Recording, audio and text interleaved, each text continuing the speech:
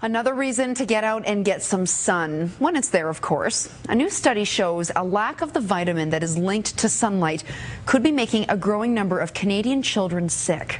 Jennifer Tryon explains.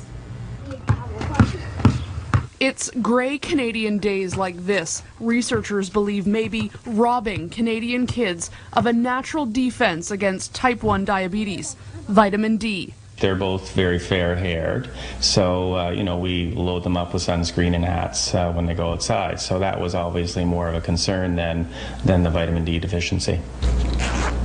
His son Peter has type 1 or juvenile diabetes, and until now, he never thought the disease was something that could be prevented.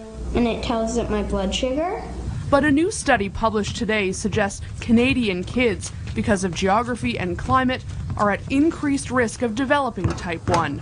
Rates of type 1 diabetes in countries closest to the sun are between 1 and 3 cases for every 100,000 people.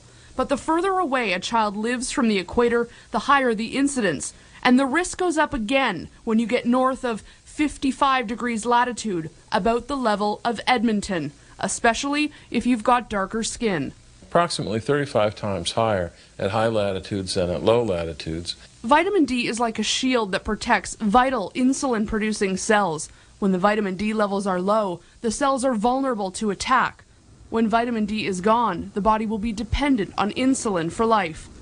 If we were to provide adequate vitamin D supplementation, we wouldn't see the disease anymore. It would become irrelevant. In fact, those who supplement with vitamin D cut their risk of type 1 diabetes by nearly 30%. Beginning about birth, should receive 1,000 international units a day.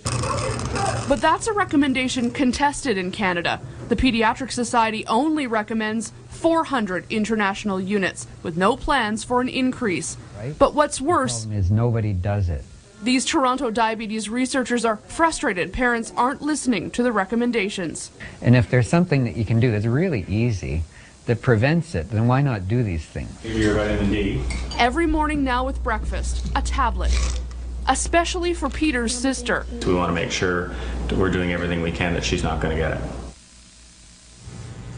Evidence also shows that those who have already had their first attack leading to type 1 diabetes can reverse the disease by getting more vitamin D.